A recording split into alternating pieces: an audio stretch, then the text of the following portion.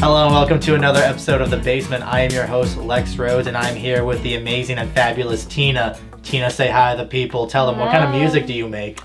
Yeah, so I make kind of indie pop music, electronic influences here and there, so yeah. Awesome. How did you start writing music? When did Teena start? So I started about 2 years ago, back in 2019, the very beginning actually. I released my February 2019, my album Cranberry, and it's kind of like psychedelic pop vibes, but I've pretty much been trucking along ever since, and just creating music and exploring new sounds and experimenting with new styles, and pretty much just whatever feels true to me at the time. So Awesome. Yeah.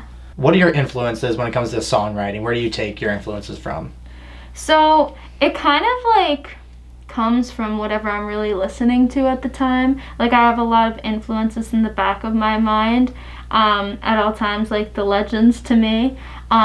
Currently, one of my biggest idols and inspirations is this artist, and I'm sure you've heard of her, maybe not, Caroline Polachek. She's been in the scene for so long, but she's one of those producer, singer-songwriters that's been so silent, she kind of hides in the background, but she's written for a lot of people. And first of all, she's such a testament to the fact that a woman in the industry does not have to be under 30 years old in order to make it. She's 35, she's done all these things, but she's so silent about it, and I find her story to be inspiring. So she's one of my biggest inspirations right now. That sounds awesome. I'm definitely going to look her up after this. So what's been one of the toughest experiences for you as a performer, musician, or just really in your everyday life? Well, I definitely would say probably the pandemic. I feel in in 2019 and then in the beginning of 2020, I was kind of just trucking along, just writing, doing my thing, feeling really happy, going out to shows, and then, when everything just kind of crashed and burned, it took a chip, a big chunk out of my self-worth, I'd say, because, I wasn't able to go out and, mingle with other musicians, other people, and I really felt like that inspiration was lacking for so long. And now looking back on the year and everything, I feel now I see that in a lot of other ways I was inspired. I was actually finding more music than I've ever found before on, Spotify, and just from watching other artists do it on social media. And it's been really awesome to kind of be inspired on this virtual plane now. But I'd say this has been a true testament to do I really want to keep doing this? How am I going to keep going, And I've luckily been sticking with it, and the pandemic, it's difficult, so I love the fact that you get inspired by listening to music, and I feel that shows, like you said, it pushes you to keep going, because it's so easy just to listen to music and almost get yourself down and think to yourself, oh man, I'm never going to get to that level, I'm never going to be able to create a song or anything that is this good than what I'm listening to right now. And I think you're totally right, it proves it right there. What about the lyrics? So actually, I'm more of a writer that kind of starts out with the music. My lyrics kind of really evolve. They go through this process where they're just at first they just don't make sense. I feel and then eventually they kind of come together. But now that I'm working with a manager and I'm trying to really focus on hitting people in the sweet spot with my lyrics, I've been more focused on writing lyrics that not only make sense but that just know how to impact people in the exact right ways. I feel when I write music, sometimes I just kind of sing along, and I just kind of sing things that just kind of don't make sense, and that's definitely a really valid process, and that's how a lot of people do it. But I've learned how to refine I've learned how to refine my my lyrics and make sure that they just sound good and that they make sense and that they're really that they hit people in the right ways. So What's been a great experience that's happened to you either as a musician or in your personal life that you've been able to take into your artistic practice? you know, I'd say like it's kind of like cumulative over what I've, you know, learned over the past few years. But I think it's just the lessons and the experiences that I learned. A lot of, you know, anytime I write a song, I have to really be inspired by what I learned, like whatever the situation I'm writing about is. So for me, a lot of the time I've learned it's about heartbreak. I've been there. Yeah, you know, heartbreak for me has really done that and made me feel like just so down in the dumps, but so inspired to write like so much.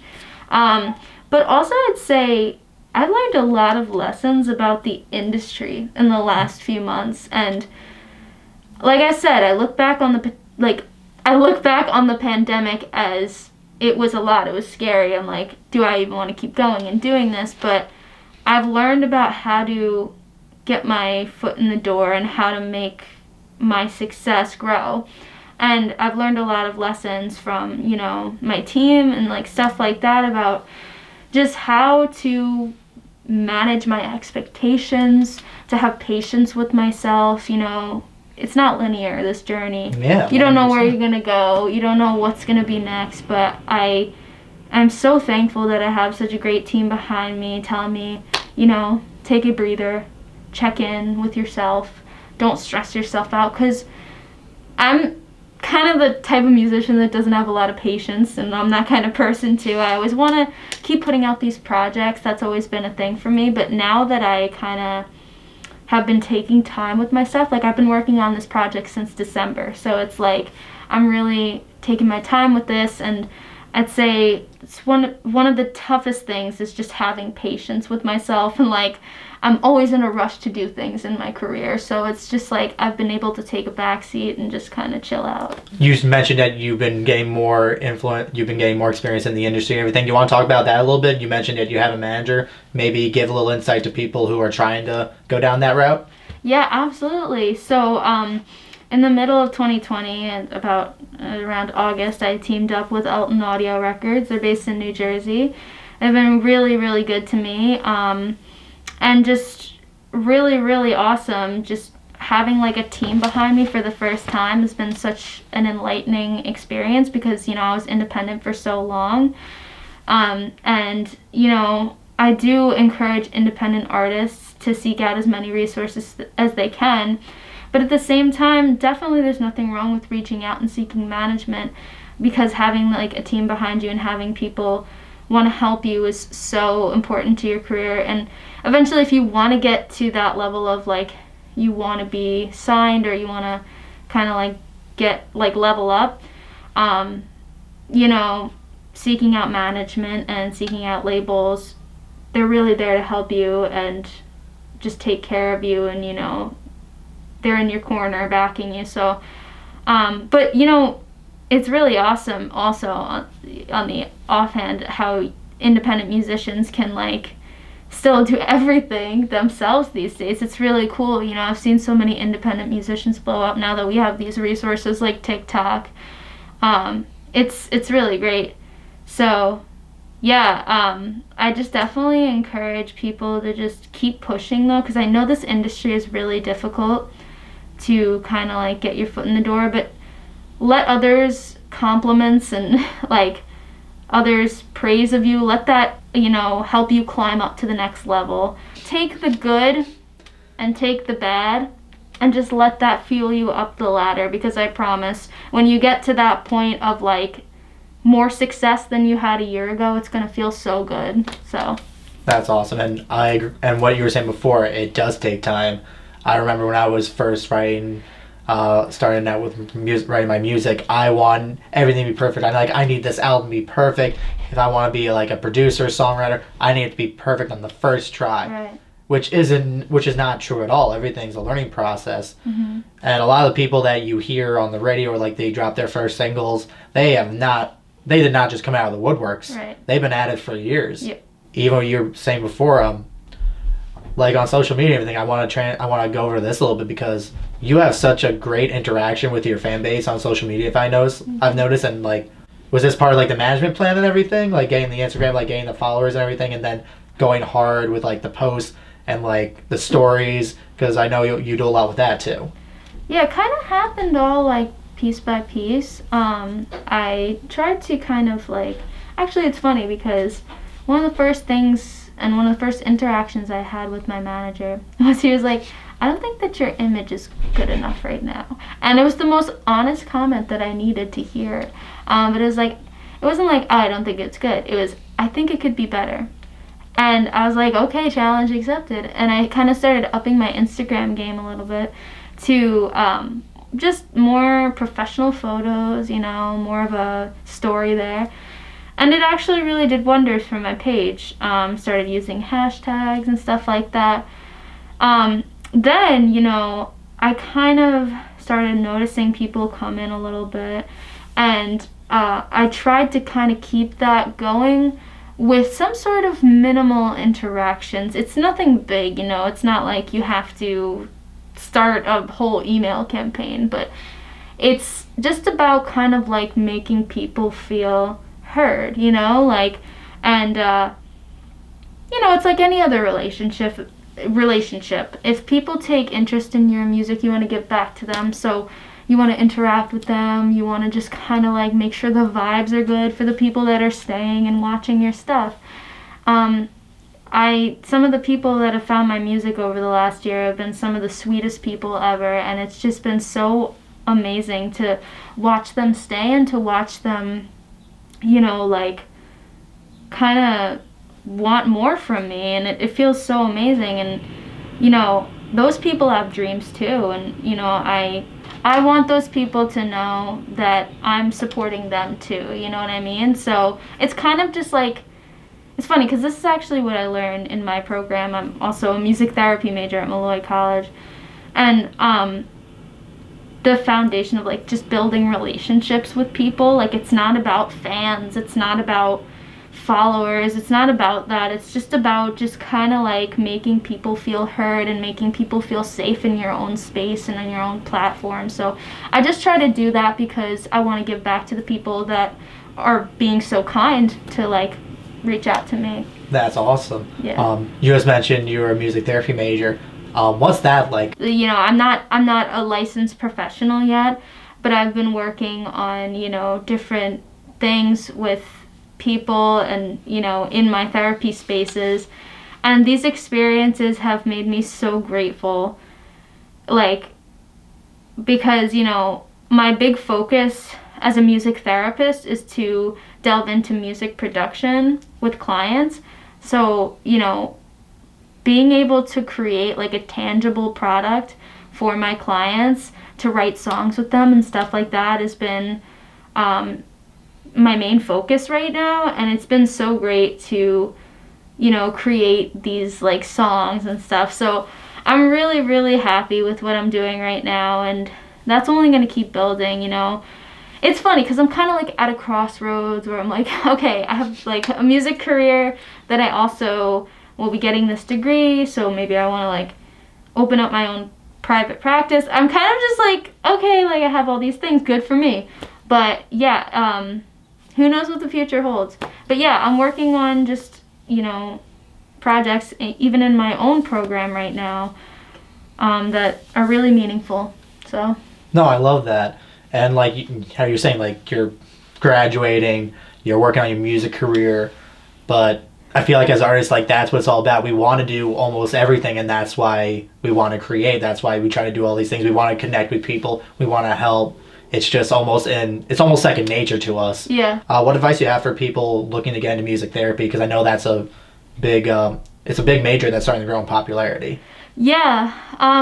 So like, you know, therapy, yeah, you're absolutely right. Therapy is like booming right now, you know, because like, what did we have way back when? Just like, I remember, especially, I went to school in the Midwest. But my school, it was only one of 3 or 4 licensed accredited music therapy programs in the state. Yeah. And then I only heard Malloy really being the only one on Long Island, I believe. Really? Yeah, yeah, it really is. There's only one on Long Island. But I just remember, like, way back when, what did we, I mean, I wasn't there, but, like, what do we have? Like, you know, literal, like, psych wards and stuff. And that stuff still exists, but people were put into these horrible positions. We've had such trouble with mental health in the past, and I'm just so grateful that these occupations are booming. I definitely recommend music therapy because honestly, verbal talk therapy isn't for everyone. Not everyone is able to communicate in that style, and like all the different recreational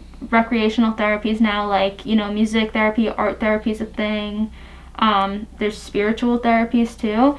Like, there's just such a way to connect with people that once you couldn't do. So there's so many different ways to approach it too. You know, you can focus on songwriting in music therapy. You could do relaxation techniques, guided imagery, all these different things.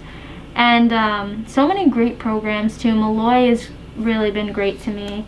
I'm currently working on my case study, which has to do with utilizing music production in music therapy spaces. So it's been really great. And I definitely recommend this because there's actually so much that music can do for people that like medicine can't. Like, especially working with like dementia patients and Alzheimer's, music like accesses that part of the middle brain that like not other things can like, you know, trigger. Like, you know, when a patient talks to you about something and they can't really recall something that happened earlier on in their life, but then they'll just start singing a song that they remember because the music, it just like has that effect, it has that power, and it's really crazy what it could do. It's great.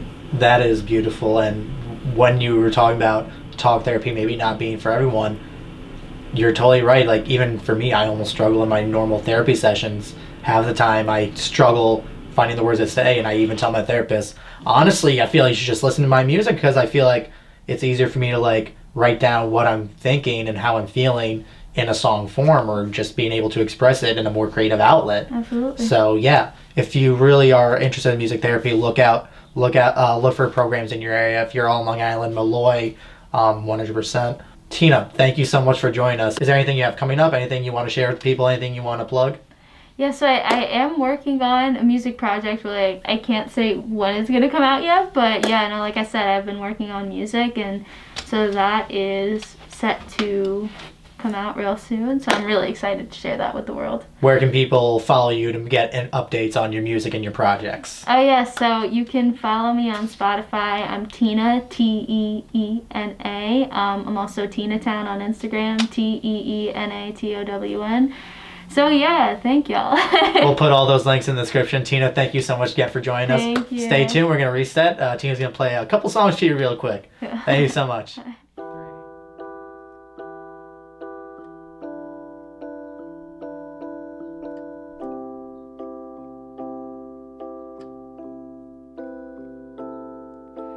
Trials and tribulations, meaningless conversations, point of no return. No reply, I'm losing patience, testament to our resilience. Can I make this work? Told you that I wanted to stay, but you keep pushing me away as I dissolve into this hopeless disarray. And I wonder where you are, and even if you're near or far, you hold my world in both your hands. You don't seem to notice anymore. No, yeah, no. When you walked away, I lost my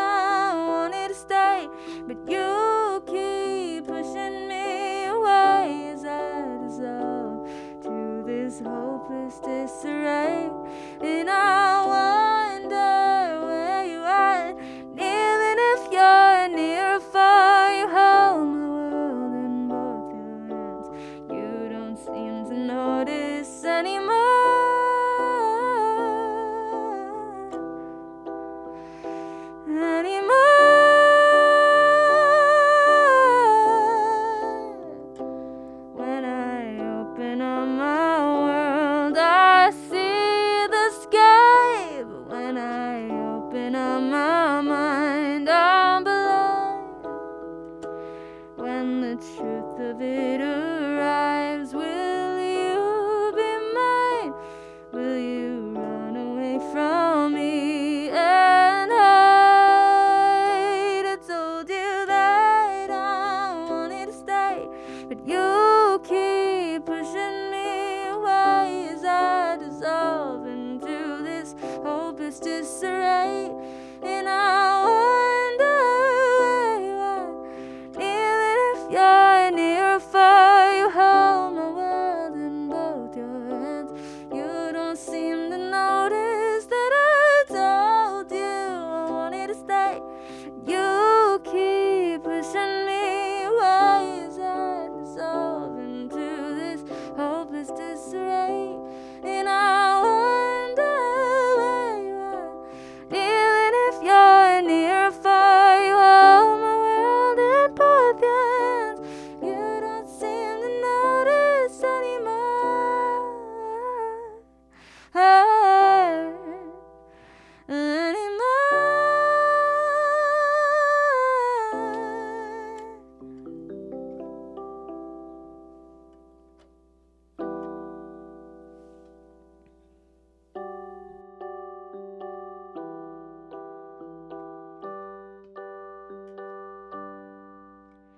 Alone with my thoughts, alone with my words.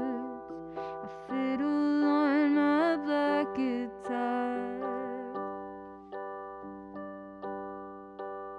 but words won't escape. I feel so ashamed. I'm conscious stricken, beaten on the mess.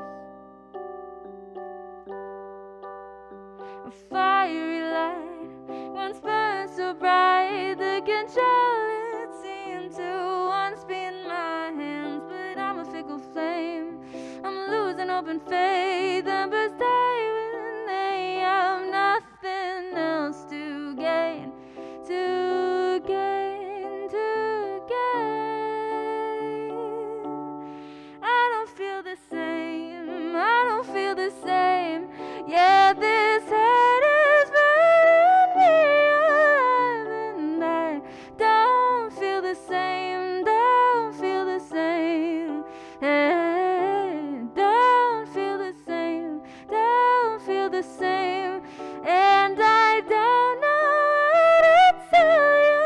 I am not okay, okay. Physical pain, losing mental strain.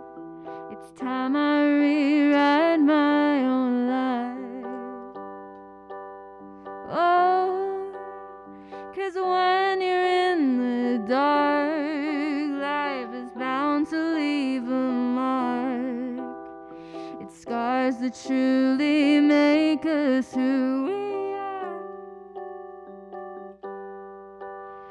A fiery light once burned so bright, the control it seemed to once be in my hands. But I'm a fickle flame, I'm losing hope and faith. Embers die when they have nothing else to gain, to gain, to gain. I don't feel the same, I don't feel the same. Yeah, this head is burning me alive, and I don't feel the same, don't feel the same. Yeah, don't feel the same, don't feel the same. And I don't know what to tell you. I am not okay, okay. And I don't feel the same.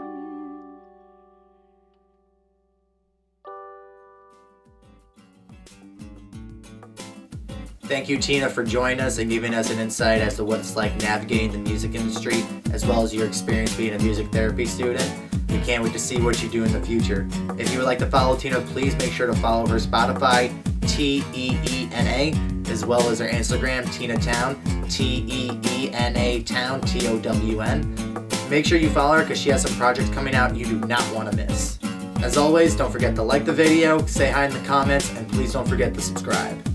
And finally, thank you so much to everyone for joining us for this first series of The Basement. This was an incredible experience and we hope you enjoyed it all too. We are currently planning for the second series, so please stick around. We can't wait to see you next time on the second series of The Basement.